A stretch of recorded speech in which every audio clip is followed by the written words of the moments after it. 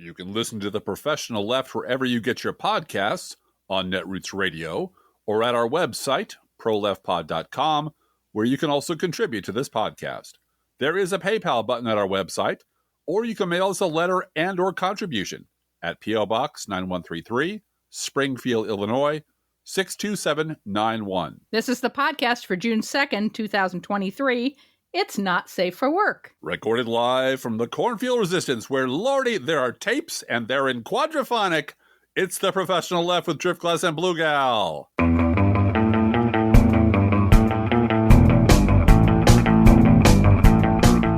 What a week, Blue Gal. There were 3 or 4 people recording at the golf course. Yeah. When allegedly Donald Trump was wagging around and waving around a classified document about war with Iran. Yeah. At his golf club. It's in Dolby Treason Stereo. Dolby Treason Stereo. It's in surround sound, as in you, sir, are surrounded by Jack Smith subpoenas. Yeah. It's God damn. Well, now, Blue Guy, as you know, you and I have a podcast that's called No Fair Remembering Stuff, right? Right. In which we go back in time, and not terribly far. We don't span. There's no geological epochs that we span. It's we our don't go current back to lifetime of politics. Right. But we do this for the important civic virtue of revisiting important people and events that have sort of bent the arc of history, and from which we as a country should have learned some important lesson. But yeah. But these people and events are also really, really embarrassing. Usually to members of the media or the right or, never Trumpers who are also members of both groups. So okay. Can I ask you a question about that, though? Sure. Is it that, yes, I understand that it's embarrassing to never Trumpers in the media and that they have a reason to memory hole stuff that is embarrassing to them. Got that. There's also just a level of overwhelm of the pace of news as we have all gotten cell phones. Absolutely. And pace of information that is flowing into our brains every day. Right. And so when we say memory is the liberal superpower, yes, I think one of the gifts that we have as liberals is being able to filter out garbage better than some other people can. Yes, I think that's true. And so I didn't mean to interrupt you, but think one of the things that I'm dealing with this week is overwhelm. Oh yeah, same here. Yeah. And the cure for that, ironically, I think, is memory. Right. If you remember the past and you're able to focus on what is important, I think that the overwhelm diminishes somewhat. Yeah. If you have sort of what did Jimmy Cagney say? Plant your feet and tell the truth. Yeah. If you have a firm place to stand, you will know what to keep and what to throw away, or not throw away, what to file way in the back of the miscellaneous folder, as opposed to what you keep top of mind. I have no trouble remembering that the George Bush administration, the W administration, was a concatenation of lies and treason and disaster and death. And I can tell you a lot about it, but I don't remember every little detail of it. But I remember that that's what it was. And I don't need to, for purposes of conversation, I don't need to know a whole lot more than that, unless I'm debating someone who's, who's like some certain never Trumpers I could name, who think of the Bush administration as the good old days. Right. No, George Bush remember back when we had a compassionate conservative president who blah, blah, blah, blah, blah, which I heard someone saying yesterday. Then you got to go to the files and say, actually, if you really want to get down to it, let's litigate that stuff, because it never got litigated. Yeah. It's not that it was forgotten because, oopsie, we misplaced an entire 8-year presidency that just happened, 16 years ago. It's that we really, really, really don't want to talk about it because what we did during that time was really bad, and it conflicts with the lies we're telling now. Yeah. So now it got so bad, or it's so frequent, and the dynamic is so pervasive that some of us liberals started predicting what people or events would get buried before they got buried. Yeah. And I've been doing that this week. Yeah. Gee, in 5 or 10 years, what do you think people will pretend never happened? Well, and I have a long, long, long list. And like, for example, I wrote about how fast it would take the Beltway press to bury the entire Obama administration during the last days of the Obama administration. I ran a series called Operation Memory Hole, which is like Here's what they're going to do. Yep, they're doing it. They're doing it right now. See how they're doing it? Look what they're doing. And now it's done. And Obama never happened. And there was never a racist backlash and blah, blah, blah, blah, blah. And this is what I wrote about the George W. Bush administration in 2006, which, if you'll remember, was smack in the middle of the George W. Bush administration. I wrote years ago, in 2006, in 5 years, having voted for Bush will have become the parachute pants of this decade. It will become the, oh my God, what the fuck was I thinking, shameful secret people will occasionally and elliptically allude to by piping up with, well, he did good after 9/11. As school children are taught what a disaster on every front and by every measure he was, and as adults who now have to pay and pay dearly for the myriad lies and crimes and follies of George W. Bush, recount his top 100 fuck-ups and bitterly laugh and laugh and laugh. That's what I wrote in 2006. Here are the two things I got wrong. First, this was the result of my cheery optimism of my younger self. You know, back when I was hopeful and thought things would work themselves out, we never have to go through this shit again. He's still hopeful. I am. But then Trump came along and it's, oh, Jesus. Yeah. Okay, yeah, got it. Right. It didn't take anywhere near 5 years for the GOP and the media to completely bulldoze the administration down the memory hole. It happened almost overnight. Mm-hmm. Suddenly, looking backwards was a problem. We can't look back. We can't. Why are you talking about Bush? He's not president anymore. Shut up. Oh, yeah. And that was the argument in January. The day after Inauguration Day of Obama was Bush isn't president anymore. That was Michelle Malkin. This is all Obama's fault now. It's all Obama's problem now. And what's Obama doing about all the trash fires that Bush left behind? Yep. And the erasure and denial was so thorough that I don't think school children were taught much of anything about that period at all. So, it's just gone. It's just gone from the public consciousness. And one more example, which, I kind of beat to death, but it really kind of resonates with where we're going this week. In 2016, Matthew Dowd was ABC News chief political analyst. He was top of the heap. This was a guy with a network voice, reached millions of people, and he was the number one network delivery system for the both sides do it, and you should vote third party, lie. There's no difference between Trump and Clinton, lie. That was his thing, and he was doing it all the time. But thanks to the power of television, Blue Gal, and his many cronies at MSNBC, who are all Bush administration leftovers. All Bush. By the way, there was a Bush-Cheney reunion last week. This week. Yep. Yes. 2023 reunion. And I found some pictures. I was looking for Matthew Dowd. Is Matthew Dowd? No. Nicole Wallace. Oh, no, Nicole Wallace. Oh, that's kind of weird. All the people who sort of slunk out the back exit and pretended they were never part of it weren't part of it. But it really did happen. There really was a Bush administration. But by 2019... that Matthew Dowd and his entire past had completely disappeared. He was now the scourge of the corrupt both sides do it media. And you know what, Blue Gal? He had always been the scourge of the both sides do it media. There was no past. There was no debating anymore. And when you're on television, you can just block anybody you want and only have conversations with people who puff you up and help you lie. You get away with it. So that's why we do this thing. And I believe you have a thing or two about a guy named Joe we did a whole Scarborough? episode about Joe Scarborough reinventing himself. Yeah, we did. And, he was Trump's personal friend. He was. He spent Christmases with his family at Mar-a-Lago before Trump announced and came down the escalator.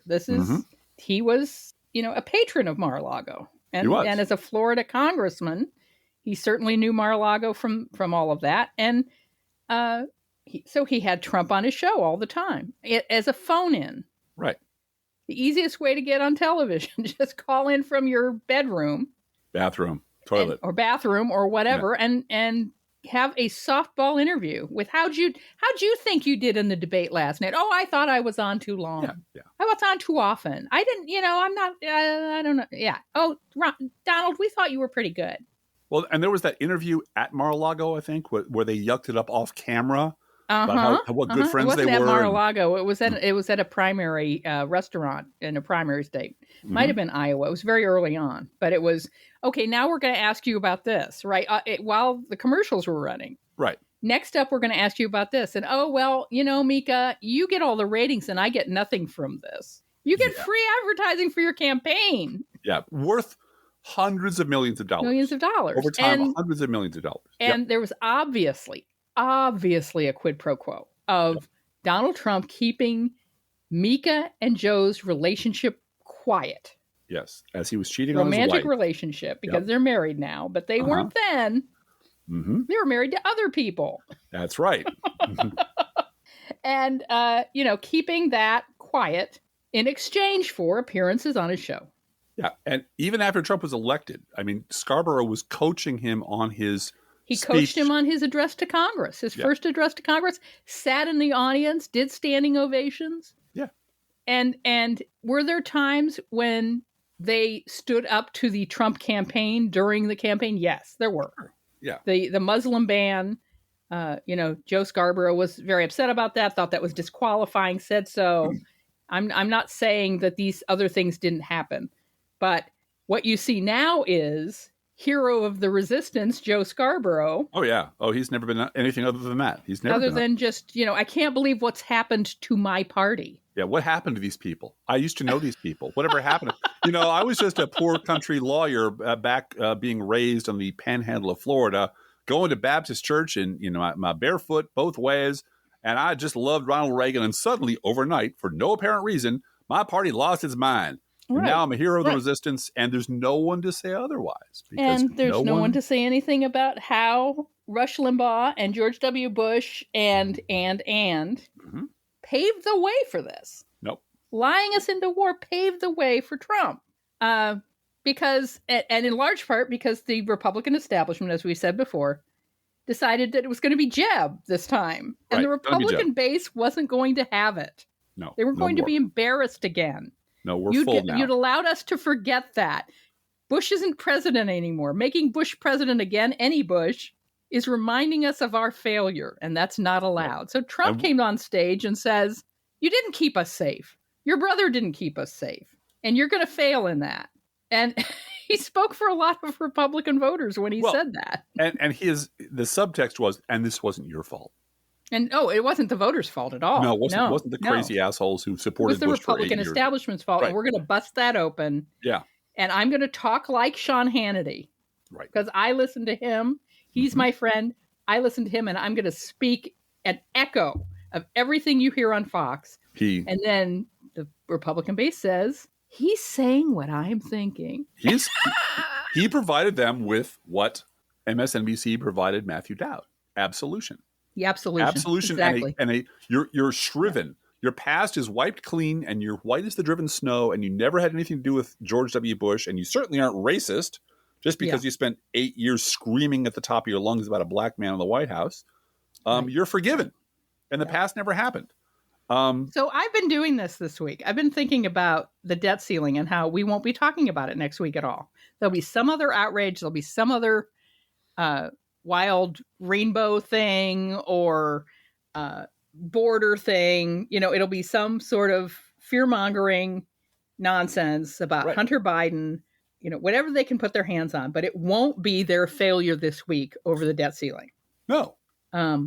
Which the mainstream media is just patting Kevin McCarthy on the back very, very heavily. Mm-hmm. I don't want to get into sexual stuff. I'm resisting that, but they're whores. That's what I want to say. So we've been talking about this week, and we've asked ourselves 5 or 10 years from now, what will different groups remember about what's happening now, particularly with Trump, but also just with our politics. These past 2 weeks, it has been overwhelming. There's been such a fire hose of Trump treason revelations, and we're having trouble keeping track of it all. Let's compare what's happening today for a moment to Watergate. Right. Yeah. Okay. It was a massive scandal. Watergate involved the FBI, the CIA wiretapping, bribery, extortion. Remember how many of Nixon's people went to jail? Yep. White House staffers, including the Attorney General, went to prison.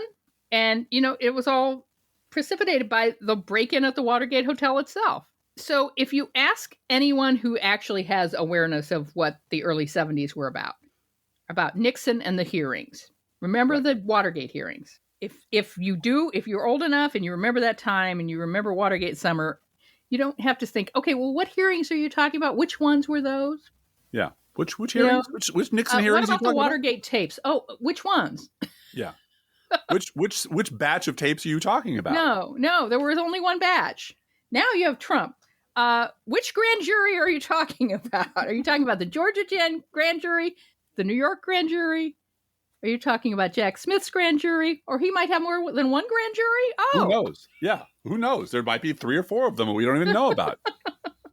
What about which trial? What trial are we talking about? Are we talking about E. Jean Carroll? What about the tapes? Are you talking about the incriminating audio tapes that we found out about this week? About the videotapes of the secure location, so to speak, at Mar-a-Lago? The surveillance tapes? Are we talking about that? And how do you want to associate these with worse than Watergate? Now, which of Trump's many scandals are they a part of? Yeah. And I think there is a method to this in that, and I have heard this on certain websites about how the overwhelmingness of it all is designed in part to inspire disbelief. Right. Yeah. Like, he couldn't possibly have done all these things. Just exhaustion. I mean, just exhaustion. Well, not only that, but, he did this. He had these classified documents. He raped E. Jean Carroll. He did. Well, he couldn't possibly have done everything you're accusing him of. This has to be a conspiracy. Let's bargain over what really happened. Right. And now let's figure out what charges are really worth pursuing. Right. Let's negotiate over that. Right. And now you're playing the both sides game. Because now you're saying you're playing on his turf. Right. You're asking too much, and they're asking for nothing. So let's decide in the middle what we should pay attention to. Right. And he couldn't possibly have done all this, so it must be a liberal plot. I mean, that's what's going on the right. Yeah. Mm-hmm. And also Biden must be just as bad.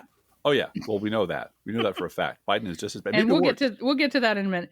So when you hear that CNN has a blockbuster report about a Trump recording, instead of knowing what that means because you're an intelligent person who tries to keep up, your brain has to go to the reference librarian and start asking, is this E. Jean Carroll recording? Is this a J6 recording? Is this about the J6 tapes that the Republican Party and Kevin McCarthy illegally turned over to Tucker Carlson? Tucker Carlson, who's he? Yeah, what, when? Did that actually happen in our lifetime? Yes, it happened like a month ago. Did you tan your testicles today? Yeah. Did someone catch Paul Manafort on tape? Who? What? When? Did the P tape finally drop, Driftglass? What about that tape? Mm-hmm. What about the Apprentice archive? All the alleged racist tirades that Donald Trump went on the Apprentice. Is that it? Did they finally release those? There's so many possibilities, Driftglass. Mm-hmm. Yeah. And they aren't alternate realities. They're all the same reality. That's right. It's too big. Too big. It's too big for my brain. So that's why in a few years, for most people, this whole era will just be, well, the Biden Justice Department just went too far. Well, yeah. I mean, it'll be a blur, right? It'll be a giant blur, but it will be a completely different blur for completely different people. That's true. So, for example, if you're a liberal like we are and you have functional memories like we do, it will be one giant orange fascist ass crack stain on democracy of this lunatic and all of his collaborators butt scooting all over the Constitution and leaving a big orange stain all over everything. That's what we will remember. For Republicans, it will be the persecution of their orange Lord and Savior. Do you remember when Donald Trump made everything so much better and Joe Biden ruined it and liberals were so angry and so outraged that the country was becoming great that they drove him out of office and they cheated him out of election? Remember that? Remember? Yeah. And of course, for independents and centrists and other cowards and grifters like that, it will be remembered as just one more chapter in the long-running extremes on both sides soap opera that they live and talk about every fucking day. And it's the problems in Washington, Driftglass. It's Congress. Congress is so messed up. Congress is, oh my gosh, politicians in Washington, Blue Gal. I'm going to interrupt you one more time and just interject that we also have to understand how the brain works under trauma. Yes, it does, because we are experiencing that right now. We have been experiencing that for a very long time. Yeah. We had 9/11.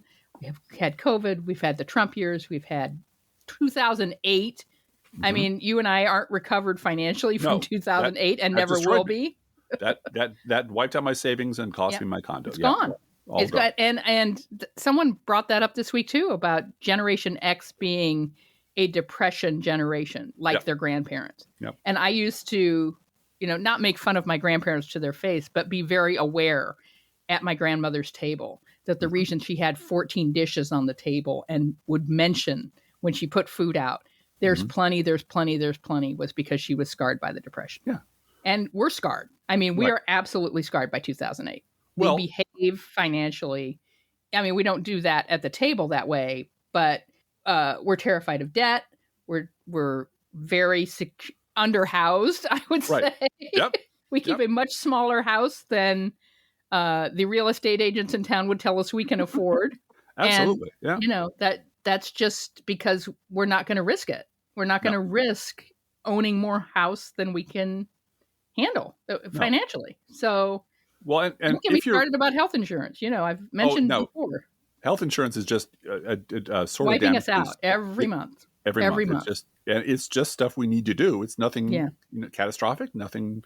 But it's like, no, $2,000 for this and $5,000 for that and $7,000 for this, and suddenly you're like, Jesus Christ, that's half of what we made. Yeah, it's thank God the car's paid for, because our 2012 car is paid for because it's car payment every month to pay for healthcare. And I understand that we are luckier than millions and millions of people. Yeah. We're in better financial and intellectual position, but it doesn't negate the fact that millions of people like us have been traumatized, repeatedly punched in the face by events over the last 15, 20 years. Yeah. And now the trauma suffered by Republicans, of course, is very different because they had to suffer through 8 years of a scary Kenyan black man. Kenyan guy who was a moderate. Probably having Kenyan Muslim sex in the bed that their tax dollars provided. Meanwhile, he had death panels. He wasn't even born here. I mean, imagine the trauma these poor people went through when they discovered that Barack Obama was going to be president by cheating, et cetera, for something. Yeah. And that's all they remember. And you know what? It's pretty damn depressing to be 95% certain in advance that this is how it will all play out a year from now, 5 years from now, 10 years from now. So this week, the tape revelation of the week this week is about a recording taken as part of researchers ghostwriting Mark Meadows' memoir, capturing Trump claiming that he had a document planning an attack on Iran that he wished he could share. Oh, I wish I could share. But he couldn't. And he couldn't because it was classified. And the following is a long quote from CNN. Quote, "The July 2021 meeting was held at Trump's golf course in Bedminster, New Jersey, with two people working on the autobiography of Trump's former chief of staff, Mark Meadows, as well as aides employed by a former president, including communications specialist Margot Martin. The attendees, sources said, did not have security clearance that would allow them access to classified information. Meadows didn't attend the meeting, sources said. Meadows' autobiography includes an account of what appears to be the same meeting, during which Trump, quote, recalls a 4-page report typed up by Trump's former chairman of the Joint Chiefs of Staff, Mark Milley himself. It contained the general's own plan to attack Iran, deploying massive numbers of troops, something he urged President Trump to do more than once during his presidency. The document Trump references was not produced by Milley, CNN was told. The meeting in which Trump discussed the Iran document with others happened shortly after the New Yorker published a story by Susan Glasser detailing how, in the final days of Trump's presidency, Milley instructed the Joint Chiefs to ensure Trump issued no illegal orders and that he be informed if there was any concern. The story infuriated Trump. Glasser reported that in the months following the election, Milley repeatedly argued against striking Iran and was concerned Trump, quote, might set in motion a full-scale conflict that was not justified, unquote. Milley and others talked Trump out of taking such drastic action, according to the New Yorker story. On the recording, and in response to the story, Trump brings up the document, which he says comes from Milley. Trump told those in the room that if he could show it to people, it would undermine what Milley was saying, the sources said. One source says Trump refers to the documents as if it's in front of him. Several sources say the recording captures the sound of paper rustling like that, as if Trump was waving the documents around, though it's not clear if it was the actual Iran document, unquote. Speaking of what people of tomorrow will remember about today, we don't need to wonder about how Axios will remember the other big story of the week. This floored me this morning. Yeah. I woke up to this in my email box, and I have to have the email for work, so feel sorry for me. I forgive you, baby. I know you do what you got to do. But you're doing it for the cause, darling. You're taking one for the team. Man, I really appreciate it. I have to pay attention to what Axios says. Anyway, the near calamity of the Republican debt ceiling hostage crisis. And we already know what they said, but here it is from Axios. After debt ceiling vote, McCarthy takes a victory lap. Oh, he's such a stud. Oh, he is. With a 314 to 117 House vote to lift the debt ceiling until 2025, Speaker Kevin McCarthy, R. California, proved he could harness his narrow majority to force President Biden to make policy concessions on issues that are deeply important to both parties. Oh, he forced Biden to do that. That Kevin McCarthy, what a stud. What an absolute stud. Let me tell you. Joe Biden's sitting there with no pants on, confused, not knowing what he's doing. And Kevin McCarthy just ran rings around him, I tell you. Everything. I have heard people apologizing this for doubting Joe Biden. Yep. Wondering why he's not, running around, spiking the ball, why he's not answering questions, why he's not negotiating in public, why he's not I know the answer to that one, Driftglass. What's the answer? Because he's the president of the United States and he takes that job seriously. Yeah, because he's been to this rodeo once or twice before. There was, and you cover your ears, you don't want to hear this. There was a West Wing episode. Oh, Lord. In which a major donor in California was willing to cancel an entire fundraiser because the president of the United States wouldn't come out in favor of gay marriage publicly. I see. Some asshole on the right had proposed banning gay marriage, and the guy who was the head of a major studio, who's clearly based on at least one or two characters that Aaron Sorkin knew, said, "Me and my people won't sit still for this. You need to go out there and denounce this right now." And the guy said, "And if you don't, pack your shit up and go, because we put a lot of money into your campaign." And so on and so forth. And they really batted his aide around. They batted Bradley Whitford around. And then finally the president shows up and they take a private meeting. And President Bartlett says, basically, "Listen, asshole, I'm a human starting pistol. If this comes to my desk, it'll never pass. And if it came, I would never sign it." Well, you need to go out and say that. "Look, dumbass, I'm a human starting pistol. If I touch this issue, it becomes an issue. Yeah. And then there's no fucking end to it. If I ignore it, if I go quiet, then maybe it goes away." And he started yelling at the guy like, "You know what? I'm the president of the United States, not the head of a studio. I know what I'm doing. You got to trust me. I've done this before. I know what I'm doing." Joe Biden actually, I'm convinced, knows what he's doing. Yep. He knows how to do deals, and he knows when to be quiet, and he knows when to speak out loud, and he knows when to slap people down. And there have been enough people this week who said, "You know what? I'm still pissed that we lost this and we lost that, and this was cut. But you know what? That was all sort of in the cards when Republicans won the House. That was all going to happen." And Joe Biden really knew what he was doing. And I was wrong about insisting that he get out there and scream and jump up and down and call them assholes and call them Nazis. Because Joe Biden answered that question himself, didn't he? He said, because that wouldn't get the votes done. I'm going to do a little shout out to Hakeem Jeffries as well. Oh, yeah. Oh, absolutely. Somebody who also knows what he's doing, who has the trust of Nancy Pelosi and her people, and has learned how to count votes and how to wrangle his conference. Yep. Bad, and there is the same level. I mean, that is something that's both sides. I have to confess. Petty egos in the House backbench. What? Really? Yep. You're kidding me. Yeah, they're just, it happens. And it requires personnel competency to manage those egos and to, I've used the word before, wrangle them, say, look, all right, we're going to give you something for your vote. We're going to get this for you. We understand that you're upset about X, Y, and Z. Mm-hmm. And Hakeem Jeffries is just so much better at this than Kevin McCarthy. Yes, he is. He really And is. you're not going to have any problem electing Hakeem Jeffries Speaker of the House when the Democrats get the majority. No. There aren't going to be 15 votes. No. There's not going to be backroom deals. No. There's not going to be Rapey McForehead making trouble. No, not at all. Not at all. And there's no George Santos in the Democratic Party in the House. Well, this is what the competency of it. Nancy Pelosi, as I recall, used to advise people, if you need to run against me, that's fine. Go ahead.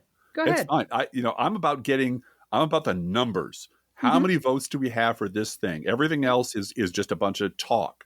Yep. If you don't have the numbers, if you can't deliver the numbers, then nothing else gets done. And sometimes if you haven't seen Pelosi's daughter's documentary about her mother, you really need to go watch it, because she was on the phone all the time, mm-hmm. talking to her members and getting the votes. And she would not have had 149 votes for that debt ceiling.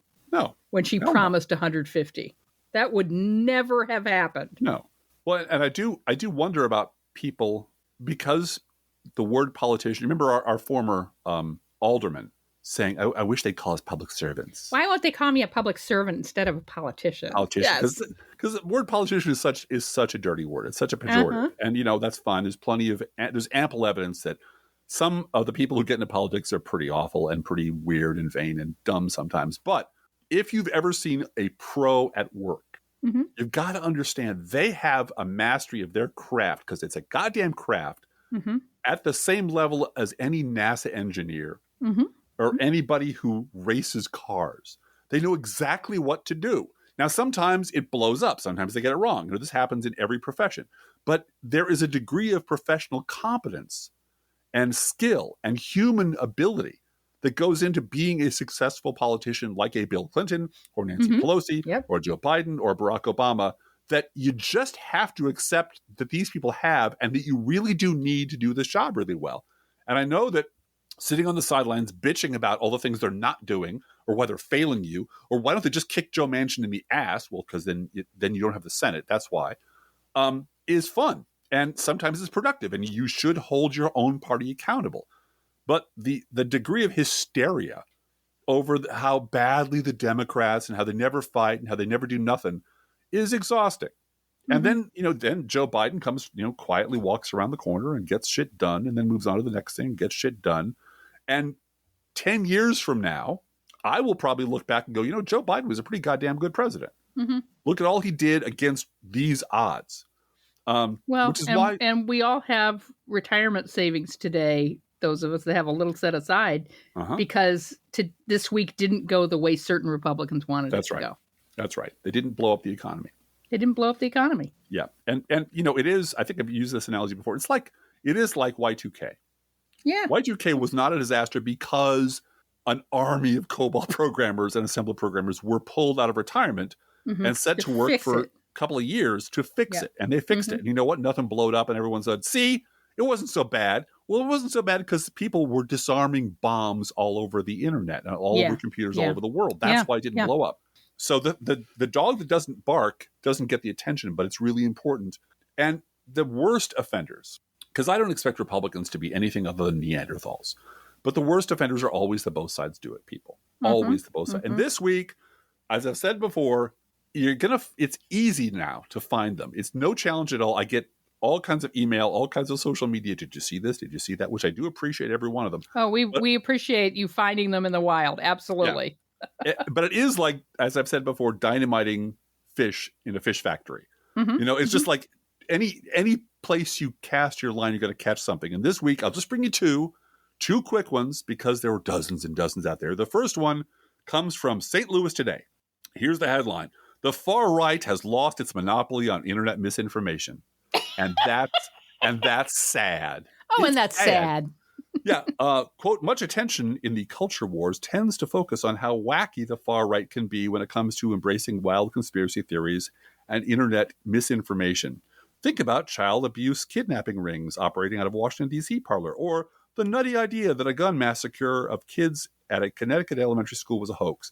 First of all, the use of the words wacky and nutty to describe mass shootings and the derangement of the Republican Party is appalling. Sandy Hook denialism is what you're talking about. It was nutty. Just some nutty thing. It was nutty. Yeah. Uh-huh. You can just hear this person. This person reeks of Republican, desperate to write at both sides, do a column. And so what did this person find? Well, we're back to the article. But it turns out that the hard left is just as susceptible to internet manipulation, especially when it comes to canceling people who are deemed by the masses, without proof, to have offended progressives' predefined social norms. Here's the part that made me laugh. The hard left and the masses. Which is it? Because the hard left, you're talking about like 20 people. It's not a mass. No, it's not a mass. It's not even close to a mass. But you got to have the lie that it's both sides. So you will go fishing to find something that some liberal somewhere said. The thing about this conspiracy on the left, we haven't heard about it. You know, don't know what they're talking about. Yes. I get all the conspiracy newsletters. I take my orders directly from Sub Commander Marcos over at Daily Kos. You know, I'm in on all the shit, and I never heard of this, but this asshole apparently did. So the hard left is just as bad. Here's the conspiracy. James Webb, who led NASA from its fledgling days in 1961 to 1968, has been victimized by a multi-year cancellation campaign because of homophobic attributes attached to him without a shred of evidence. Even after his critics' allegations have been disproven, they, whoever the hell they are, still want to punish him to the point that they want his name erased from the James Webb Space Telescope. Oh, no. I have never heard about this. No. Again, I'm in with the in crowd. I didn't know about this. And you're also a space nut. I am. If you go over to... So, yeah. I mean, half my posts at Crooks and Liars, I always include a space nerd one, and half of those are about the James Webb Space Telescope. So I'm off the weird. But the second one was far more hilarious and awful and grotesque. This is a 3,000 word. The average David Brooks column is 800 words long. A 3,000 word op-ed, more than 3,000 words, by Tom Edsall of the New York Times, which begins, "The politics of delusion have taken hold." Oh no, the politics of delusion, Blue Gal. There are very real and substantial policy differences separating the Democrats and Republican parties. Like Democrats want childcare and Republicans want to overthrow the government.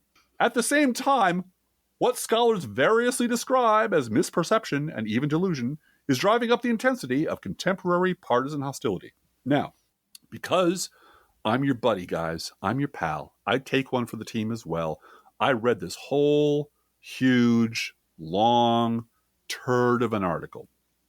And the only thing important about this mess, this awful thing that Tom Edsall has written, is what's not in it.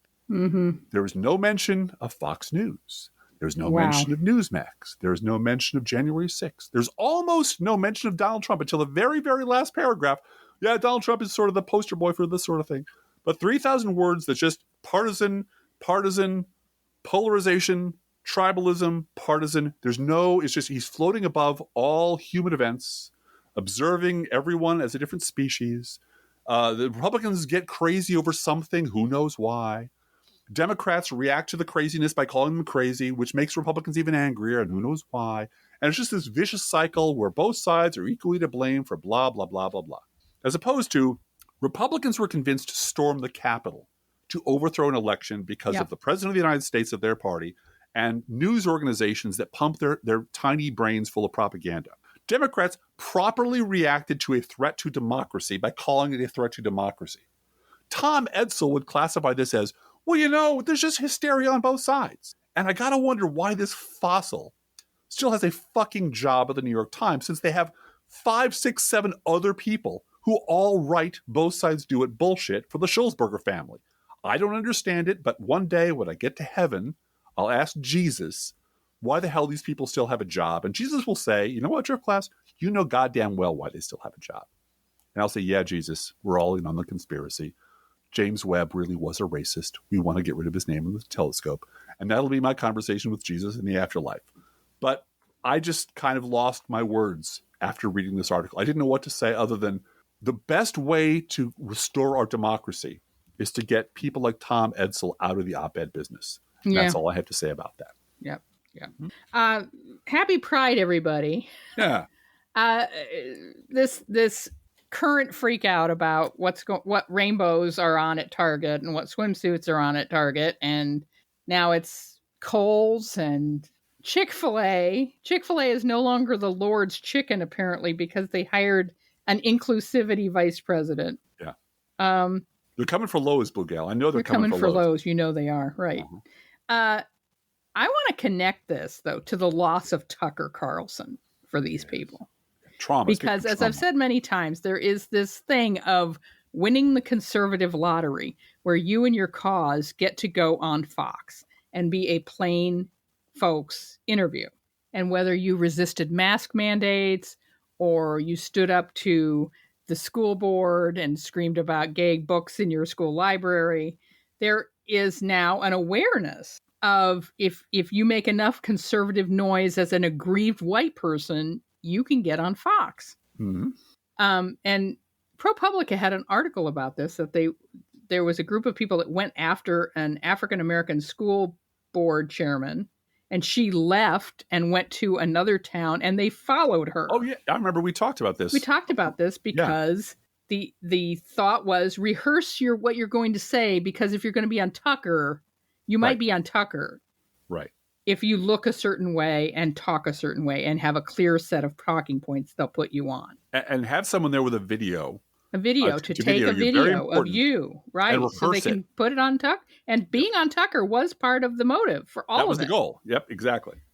And so now you've got, Ben Shapiro upset today that everybody's got Pride merchandise. So you can't boycott just one store. Where is my constitutional right to have a successful boycott? Mm-hmm. I can boycott Bud Light and go to Coors and be fine, but I can't boycott all of the department stores. It's a conspiracy, Driftglass, to keep me shopping at stores that have Pride merchandise. It is. I can vouch for that. It is a conspiracy. You're right. Does Ben Shapiro know that there's a thing called Christmas? I don't think so. He wants to sue. He wants to sue under a trust busting, that this is somehow trust behavior. This is a collusion on the part of department stores to force him and his compadres to shop at stores that have rainbow merchandise. It's a monopoly thing. Yeah, it's a monopoly on woke. So let me get this straight. He wants to sue Santa Claus because Santa Claus basically owns Christmas, right? Right. I mean, Santa Claus is in charge of Christmas. This is the thing. They're all going to be back in their department stores for Christmas, but capitalism shoves that down a lot of people's throats too. Yes. Yeah. And you would think that, I think Ben Shapiro is Jewish. I think he is. Is Christmas shoved down your throat? Are you going to boycott that too? Well, he should. He should. I'm going to go up to him next time I see him and just say Happy Holidays and watch him cry. Watch him cry. And what you mean by Happy Holidays is Purim and Sukkot, right? Going to the Sukkah on Sukkot. Yep. Absolutely. That's exactly what I mean. Happy Mithras Day there, Ben Shapiro. I went to Brandeis as an affirmative action student, and I learned a lot. Mm-hmm. In fact, I learned more at Brandeis about the world of Jesus, or the historical Jesus as it's portrayed. I don't claim any additional knowledge about whether Jesus actually existed or not. I'm not going to get in a fight with anybody about that. But I learned a lot about the world in which the New Testament exists and was written. Yeah. And I learned more about that at Brandeis than I did at Harvard Divinity School. I really did. Well, and you know that there's no mention of rainbows in the Bible anywhere. I mean, that's just, yes, that's right. That's just fucking crazy talk. Oh, gosh. Yeah. The lady who was so offended that someone crocheted a rainbow blanket for her baby. And it's like, but it's for Noah's Ark. It's for... I made it from a Noah's Ark pattern. You mean the conspiracy has reached the Sunday schools, Blue Gal? They're teaching our kids in Catholics in Christian schools to worship. Gosh. All they have to do is outlaw what? Light and water. Well, and that was a thing on Reddit this week. And I don't know whether it was serious or not, but someone watching a sprinkler and there was a rainbow in the sprinkler and saying, what are they putting in the water to force this woke agenda out onto my grass? Yeah. You've never seen an oil spill, have you? Right. That certainly didn't happen. Drift class. The last thing I want to talk about is the Maria Bartiromo problem. And I want to ask you about this because Maria Bartiromo is a true believer. She believes the shit. She is Lou Dobbs. Lou Dobbs also, you mentioned to me earlier when we were talking about this show that, the people that really buy all of it, that Donald Trump is God, and there's a huge conspiracy that Joe Biden is evil, and he hasn't been indicted because of some vast conspiracy in the Justice Department. The people who've actually gone visibly insane from being on Fox. From being on Fox and having audience members tell them they're saving America. I don't know what it is that's doing this. But Fox has a Maria Bartiromo problem because she's not changing the subject. She's not moving on from the whistleblower. Where is James Comer's whistleblower, Drift Glass? I've been looking for the runaway whistleblower from 2 weeks ago. No one has brought that up this week. Where's the whistleblower, James Comer? In a Motel 6 outside of Detroit, Michigan. And again, that isn't even a trivia question anymore. It's just gone. It's just gone because it really is like having. You remember the Andromeda strain, where they go down each level and they're sterilized a little bit more each level before they get to the super clean level. Right, every level they throw their clothes away and the clothes burn because they're made of paper. Yep. These lies are just paper clothes that they dispose of. Oh, whistleblower's not working anymore. Pff, whistleblower gone. Right. As soon as a lie stops working or they can't justify it or whoever it was ran away or said, oh, crap, I didn't know you Halloween fentanyl. Yeah, gone. Just gone. And it isn't like you can dig it up and pull it back. It's that from their minds, it's been incinerated. There never happened. It never that space is now filled up with a new lie and try to catch up with and there are some that are evergreen, southern border, southern border, evergreen one they can always bring up. Laptop. Well, yeah, Fox had a still photo from the laptop with the Chiron debt ceiling agreement reached. And there's a picture of Hunter Biden having fun sex with a young lady. It's like, I hate to tell Fox News viewers that, but Hunter Biden having sex isn't illegal. Well, and I use the word advisedly because the theme of our show today is sort of what will be remembered 5 or 10 years from now. And I guarantee you, if you tap the average Republican voter and ask them about a birth certificate, they're going to they'll be straining. Like, what was that? Oh, I remember that. Yeah, there was something about a birth certificate. But that lie, which was used as a bludgeon for the entire 8 years, this racist, hysterical bludgeon, is gone now. No one's asking about Obama's birth certificate anymore. No one's asking about Obama, period. Right. Because he's gone. Because he's not useful to them anymore. They can't hold up posters of him painted up like a witch doctor and saying Obama and communism because he's outlived his usefulness to their lunacy. And I understand that, but it's gone now. That entire memory of them having an 8-year racist primal scream. That's what freaked me out a little bit about the Tom Edsall column especially, which was there's no memory that the president that Tom Edsall describes, the perfect guy, the perfect centrist, I want to appeal to both sides, I'm open-hearted, I'm willing to listen to all sides, etc. They had that. We gave them that. His name was Barack Obama. And they shit all over him for 8 years because they're racist. And then they elected Donald Trump. That is the end of the argument, except the argument never ends because that discussion, that contrast can never be allowed to be made in the media because that kills the both sides beast dead. And then what will poor Tom Edsall do for a living? Yeah. Drift Class, I've got some bad news. Okay. Not I'm being totally serious here. The replacement for the debt ceiling is that Joe Biden today took quite a spill at the Air Force graduation ceremony. Okay. And so we're going to have an entire 5 days of watching Joe Biden fall down. Gotcha. How bad? He's okay. They picked him back up. He's fine. He's walking around. But we're going to have, that is now poof. Debt ceiling. And that incinerates the debt ceiling. That incinerates any loss that Kevin McCarthy had. Is over. Maybe Kevin McCarthy got so much in Biden's head because of his stunning victory over Joe Biden. And Joe Biden just fell over? Yep. That's probably what happened. Well, that's depressing as fuck. Let's move on with the news roundup, shall we? Sure. The Bidening continues. I have mixed feelings about talking about this because it's just disgusting, but... It violates several of your rules, but... It violates several of my rules. However, I do like your title. Will Sarah Palin be joining Glenn Greenwald on Rumble to talk about how she can see Tara Reid from her house? I'm very proud of that sentence. I'm not going to lie. Tara Reid, Russia. Russia. Because Tara Reid, who, has sought publicity in all kinds of ways and all kinds of unproven false ways as well, defected to Russia. Uh-huh. Here's that attention you ordered. She appeared at an event hosted by the Russian state news outlet Sputnik and said she will apply for Russian citizenship. I feel really happy to be here and I feel safe, Reid said from Russia.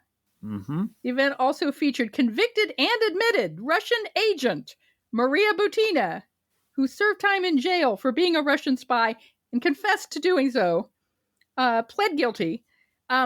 Maria Butina promised to ask Vladimir Putin to fast-track Tara Reid's application for citizenship. I'm just letting all that sink in. Yeah. The White House declined to directly comment, saying, I won't attempt to speak for an aspiring Russian citizen, the convicted Russian spy who's sponsoring her, or the foreign government with which she has chosen to align. They're very, very, very good at this. Bye, bitch. Bye, bitch. Bye, Felicia. Uh-huh. Bye, Felicia. We can assume that the U.S. mail will now be bogged down for weeks by all those handwritten letters of apology from Reid's very loud defenders to all those who they attacked for doubting her story, in particular, Joan Walsh. Yeah. Right. Yeah. And I'm looking at you, Chris Hayes. I'm looking right at you, Chris Hayes. Glenn Grothman, the Republican representative from Wisconsin's 6th District, who you have said to me is just a sick, weird puppy. Damaged individual. Very, very damaged individual. Yeah, I feel sorry for the fact that, he lived with his mother until she died, never married, apparently never dated anyone, didn't become a priest. Nope.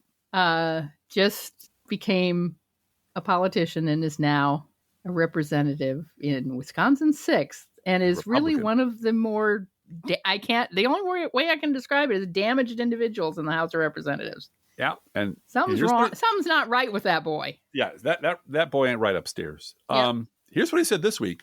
They left low-income housing untouched. I think as far as discouraging work and marriage, I think low housing income is more dangerous program than food stamps. He lived with his mother until she died. Which is objectively nuts. But would you like to know how this mope ever got elected to the House? Sure. I know you found out. I did find out. It's mainly because in 2014, your friend and mine, co-founder of the Bulwark, Charlie Sykes, yet that Charlie Sykes was using his huge presence on Wisconsin conservative talk radio to single Grothman out as the truest of the true conservatives running for office.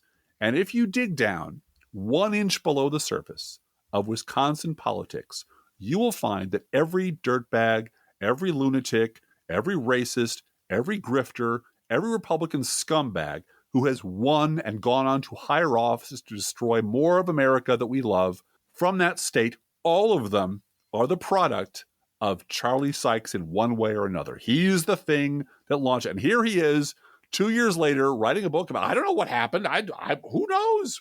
My party just lost its mind. How could I have known? No one could have. How could anyone have predicted it?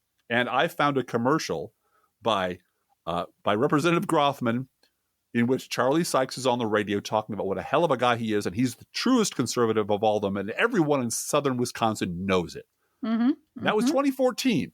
6 months later, Donald Trump's coming down the escalator. And still, Sykes doesn't see it, staring him right in the face because he was part of it. He was one of the ringleaders. Yep. Mm-hmm. As I said earlier, Chick-fil-A just hired a vice president of diversity, equity, and inclusion, which means it's not the Lord's chicken anymore. No, it's the devil's chicken. It's the devil's chicken. I'm not eating that devil's chicken no more. Now, here's what happens when Democrats are in charge. And in this story, FYI, when they mention, this is a story from the Minnesota Post, when they talk about the DFL, what they're referring to is the Minnesota Democratic Farmer Labor Party, which is an affiliate of the U.S. Democratic Party, just to be clear at the outset. So DFL are Democrats in Minnesota. They're Democrats. Right. They're Democrats. And here's the quote, and here's the headline, transformational and also bonkers.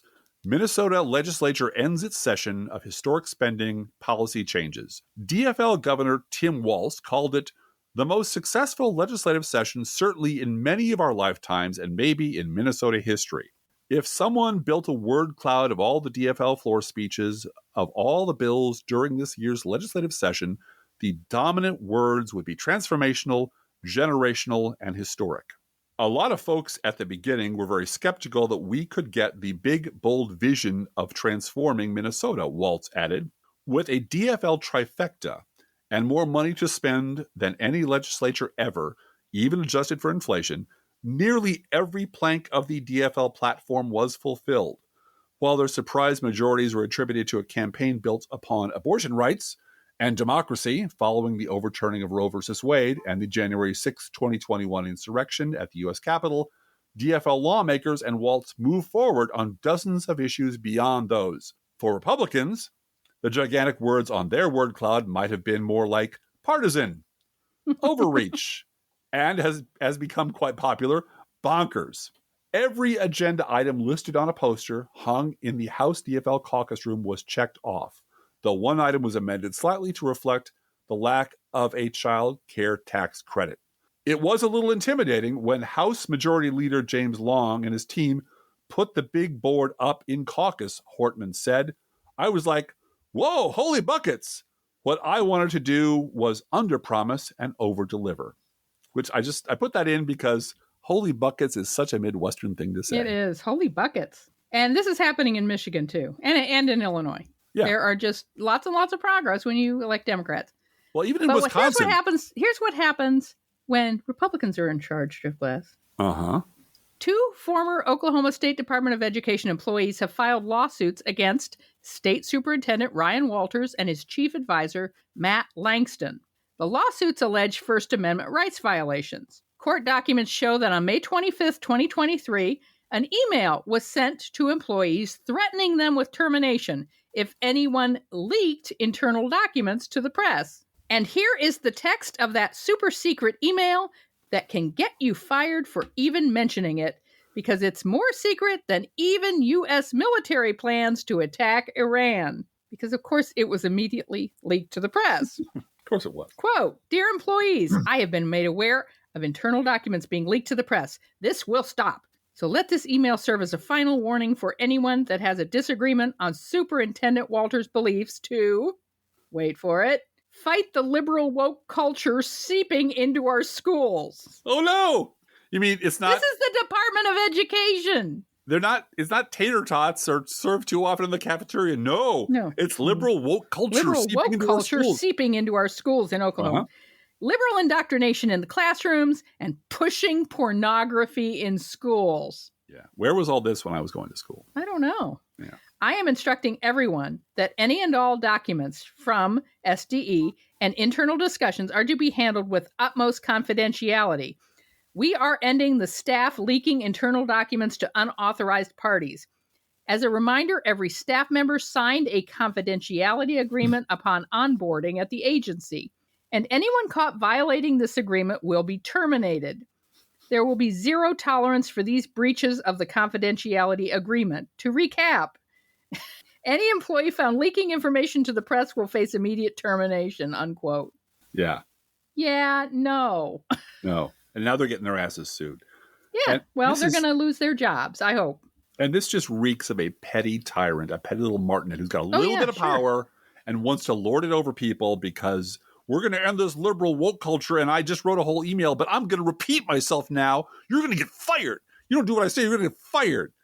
And, that's not happening. Now we have more news about super secret documents, this time from The Guardian. Quote, Trump lawyer said to have been waved off searching office for secret records. Evan Corcoran said he was steered away from Trump's office, where the FBI later found the most sensitive materials. Corcoran found 38 classified documents in the storage room. He then asked whether he, should search anywhere else, like Trump's office, but he was steered away, he told associates. Corcoran never searched the office and told prosecutors the 38 papers were the extent of the material at Mar-a-Lago, which it most emphatically was not. And he didn't sign the paper saying so. He let someone else do it. That's right. This from Chuck Grassley. Remember him? Oh. He remembers you. Sort of. He was on Fox News this week and said, we are not interested in whether the allegations against Vice President Biden are accurate or not. Yeah. Thanks, Chuck. I have so many questions about that. Yeah. The quiet part. It just keeps getting louder and louder, Driftglass. Bless Chuck Grassley. Meanwhile, in Texas, the Texas House voted to impeach Attorney General Ken Paxton over allegations of bribery and abuse of office. A Republican-led House General Investigating Committee filed 20 articles of impeachment against Paxton last week, citing a, quote, long-standing pattern of abuse of office and public trust, including alleged bribery and obstruction of justice. He's our Spiro Agnew, Blue Gal. Yeah, Spiro Agnew, eat your heart out. He really is. Just, no, I'll do him one better. The investigation began after Paxton requested that the legislature pay the $3.3 million settlement from a whistleblower lawsuit against him. The Senate impeachment... I was trying to figure out what caused them to impeach him on Memorial Day weekend to get him out as fast as they could. He demanded that the legislature pay his settlement. Yeah, that'll do it. Everything else is fine, but don't touch the money. Don't come for the money. The Senate impeachment trial to determine whether Paxton should be permanently removed from office will start no later than August 28th. And this is the punchline. Ted Cruz called Paxton's impeachment a travesty. Well, this is Bill O'Reilly syndrome is what it is. Yeah. We'll put up with all the crap, but you're starting to cost us too much money. Yeah. Can't have that. You can't be costing us money. So here's a little bit more on Paxton from the Texas Tribune. In one now infamous story, Paxton allegedly accepted $20,000 worth of countertop materials from Austin real estate investor Nate Paul through contractors renovating his home in Austin. Earlier in the week, a Paxton aide tried to cast doubt on the investigation by disputing the materials of the countertops involved in the home remodel. Yeah. Paxton and his supporters also attempted to undermine the report by claiming that the allegations were largely made by political appointees, because that matters. Mm-hmm. An assertion that House committee members swiftly shot down Saturday. Please note that apparently Ken Paxton personally called legislators while the impeachment proceedings were going on to threaten them with political retribution while they were considering impeachment. Yeah. Even Michael Corleone was smart enough to bring in, his brother, Frankie Five Angel's brother. He was at the christening also. Right. Plausible deniability. But this kind of, no, it's me personally on the phone. This is me threatening you if you do this on the phone. Like, Ken, dude, hire, get John Barron to do it, Some third party to do it. Jesus, what a bunch of fucking idiots. You want a cherry on top, Driftglass? Oh, the punchline. Committee members also claimed that Nate Paul helped Paxton maintain his affair with a San Antonio woman by giving her a job at Paul's company in Austin. It made her more convenient to Paxton, according to sources. That's so perfect. It's so perfect. Yep. And let's not forget that Ken Paxton defended himself this week by bragging about his anti-vote by mail actions as Attorney General. Right. He bragged that this ensured that both Donald Trump and Greg Abbott won victories in Texas in 2020. Yeah. Whether that's true or not is debatable. He bragged about it. It is debatable, but He said, you should hold on to me because I stopped Beto and Biden in Texas by messing with vote by mail. And he's proud of it. He's proud of it. And I'm afraid we're going to have to linger just a minute longer in Texas to mention that Texas is now one step closer to banning diversity programs in public universities, because of course they are. This week, Texas lawmakers passed a bill that could force pop. This week, Texas lawmakers passed a bill that could force the state's public universities to dismantle departments, programs, and trainings associated with diversity, equity, and inclusion. Just like Chick-fil-A. Yeah, just like Chick-fil-A. And, there are people in Texas that we love very much. So we understand and care about you and fight the good fight. Things can get better in Texas. They can. Some good news from the battle against anti-choice fanatics. Nevada Governor Joe Lombardo signed legislation that protects access to abortion for out-of-state patients. The legislation codifies an executive order from the former governor, which banned Nevada officials and agencies from assisting with out-of-state investigations that could lead to the prosecution of people who travel to Nevada seeking abortion care. The bill also ensures that in-state medical boards, commissions, and licensing committees cannot discipline or disqualify physicians who provide abortion care. I'll take any victory I can get. Now, Blue Gal, have you heard about Trump bucks? Trump bucks? Yeah. I have a feeling next week our sponsor is going to be Biden bucks. But this week, it's We're Trump not bucks. selling Biden bucks. No. Not yet. Unless our fundraiser ticks up substantially, we're going to be selling Biden bucks by the end of the month. We could do a postcard, a thank you postcard that said Biden bucks on it. Biden buck. We could. Oh my gosh. How much would it better cost get you busy on Photoshop with that. And we could have it done in gold embossed, to make it look real official. That sort of defeats the purpose of getting fundraising going if you're spending 19 cents a postcard. We have to stop operating at a loss. That's right. I keep forgetting. This is from NBC News. Trump bucks promise wealth from MAGA loyalty. Some lose thousands. The products are advertised online as a kind of golden ticket that will help propel Trump's 2024 bid and make the real patriots who support him rich when they are cashed in.